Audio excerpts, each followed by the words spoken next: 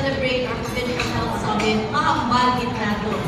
And this celebrates the essence of the adage na malayo na, pero malayo pa.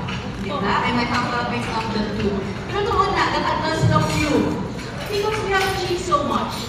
Damo kita awards, kadamo na sa ating mga key performance indicators yun na-reach. And yet, we still have more things to accomplish. Balaan na sa akong mga kaupod yung mga miyembro sa atong Provincial Health Board. Balaan na sa atong mga MHOs annually. Damo pagkakinatlan, ilabi sa pag-implement sa atong Universal Healthcare Law.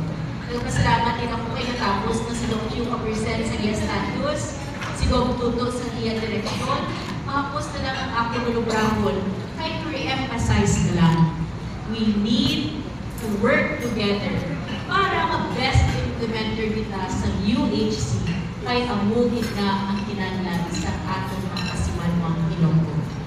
Did you know nga sa aton local health investment plan, we need around 128 billion for all the health programs that we wish to accomplish.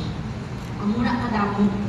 So kung masarangan pa lang natin ma-maximize ang benefits na makuha na sa ating mga partner agencies, mabulig sa atin ng mga partners private sector, mabulig sa atin ng mga local government units. Let's do it. Ay hindi pa ni matapos sa sunod na 3 katubig, hindi ni matapos sa sunod na 10 katubig. Pero nagabati ako kung relentless kita tuwing tubig, makaabot din kita. Nandiri sa probinsya Kalingin, there is a real health-seeking behavior. Kung isa pa kita mo, so isa. Nagkabat-amat pa lang kita sa atong mga program sa preventive care, sa mental health, adolescent youth, HIV, tuberculosis. I know, appreciate ko kung ano yung kadalo yung komplikado sa atong health program.